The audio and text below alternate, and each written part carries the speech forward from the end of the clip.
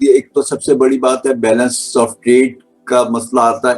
اس کے اندر جو ہے وہ اس کو ایکسپورٹ اور امپورٹ کے اندر جو فرق ہے اس کی وجہ سے آتا ہے. جیسے ابھی ہم سمجھ لیجیے کہ کوئی 20 بلین کی ہم ایکسپورٹ کر رہے ہیں, پاکستان جو ہے وہ 40 بلین کی جو ہے وہ اس کو ایکسپورٹ کر رہا ہے.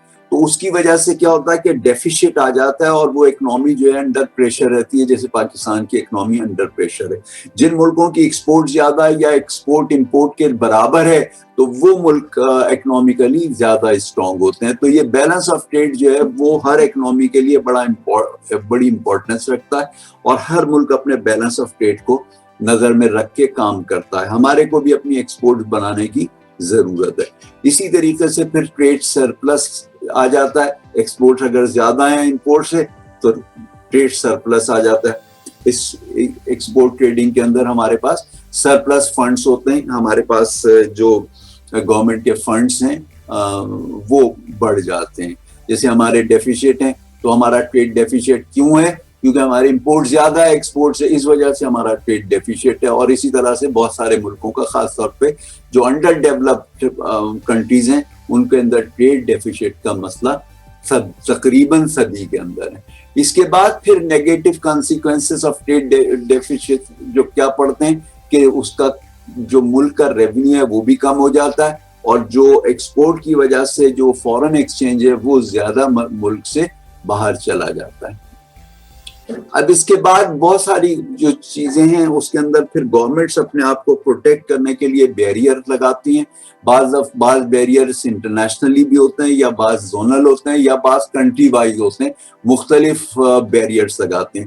ایک تو فری ٹریڈ ہوتی ہے کہ اس کے اندر کوئی بھی اس کے اندر کوئی ریسٹرکشنز نہیں ہوتی, جو چیز بھی جو بندہ چاہے وہ وہاں سے منگا لیتا ہے. تو یہ فری مارکیٹ اصول پہ چلتی ہے, اور کوئی ریسٹرکٹیو ریگولیشنز نہیں ہوتی یا ریگولیٹری ڈیوٹی نہیں ہوتی. کوئی ڈسکریج نہیں کر رہا ہوتا اپنے ملک کے اندر چیزوں کے آنے کے اندر, تو وہ فری ٹریڈ ہوتی ہے.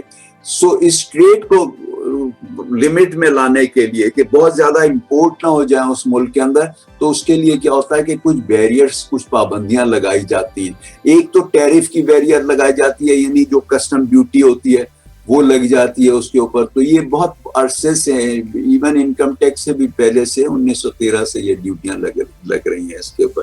اور اس کے بعد پھر یہ جو ڈسکریج کرتے ہیں ہم ٹریڈ میں, پرائس کمپیٹیٹو, فیئرر اور پروٹیکٹیو ایک ٹیرف لگ جاتا ہے. اور بعض دفعہ ایک نارمل کسٹم ڈیوٹی ایک دنیا کی سارے ملکوں سے امپورٹ کے اوپر ہوتی ہے, اور کسی خاص ملک سے جہاں بہت زیادہ سستی چیز جہاں سے ہمیں امپورٹ ہو رہی ہو, تو اس پہ کیا کرتی ہے گورنمنٹ, ریگولیٹری ڈیوٹی لگا لیتی ہے. صرف اس ملک کے لیے یا صرف اس پروڈکٹ کے لیے ایک ریگولیٹری ڈیوٹی بھی لگا دیتی ہے, تاکہ یہ ہے کہ جو لوکل انڈسٹری ہے اس کو پروٹیکشن ملے. سب سے زیادہ جو کنٹری سکسیسفل ہوتی ہے وہ انڈسٹریلائزیشن کی وجہ سے ہوتی ہے.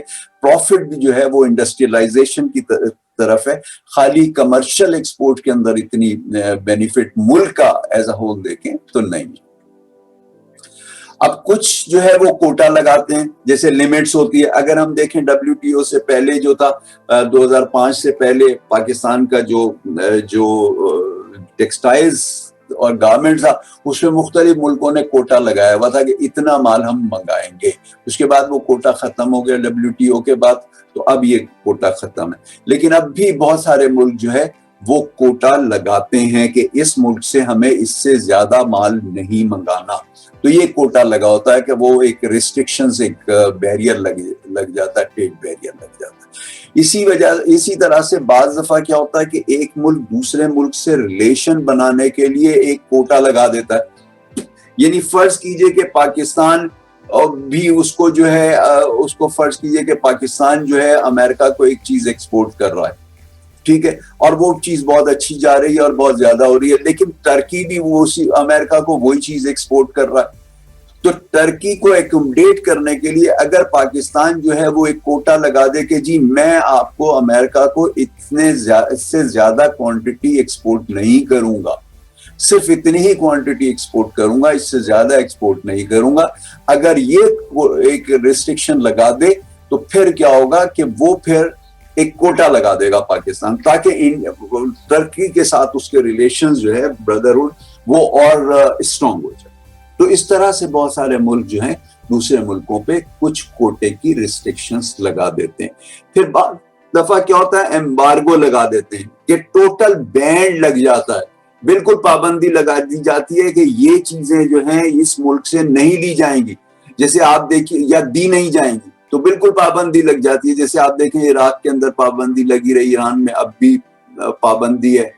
اسی طریقے سے جو ہے کیوبا کے اندر بھی پابندی ہے کہ کیوبا کے ساتھ امریکہ کے جو ایک ٹسل ہے اس کی وجہ سے وہ کوشش کرتا ہے کہ کیوبا کو مال نہ جائے۔ ایسے مختلف ملکوں کے پہ اوپر ریسٹرکشنز لگا دی جاتی ہے اور وہ اس ملک کو مال نہیں بھیجا جاتا۔ یا کبھی کوئی پرابلم آ جاتا ہے، کسی وجہ سے کوئی پرابلم آ جاتا ہے تو اس کی وجہ سے پھر چیز نہیں بھیجی جاتی۔ مقصد جیسے 89 کے اندر جو ہے اس کے اندر پرابلم آ گیا تھا گریپس کے اندر، تو اس کے اندر جو ہے کچھ یہ زہر آلود تھا، تو اس میں 89 کے اندر گریپس پہ کچھ ملکوں کے گریپس کے اوپر پابندی لگ گئی تھی، کیونکہ گریپ سب سے زیادہ جو کنزمپشن ہے ویسٹرن ورلڈ کے اندر وہ وائن کے اندر ہے، تو وہ اگر وہ ہوگا تو خطرناک ہو جائے گا، تو اس وجہ سے اس کے اوپر پابندی لگا دی گئی اور پابندی 89۔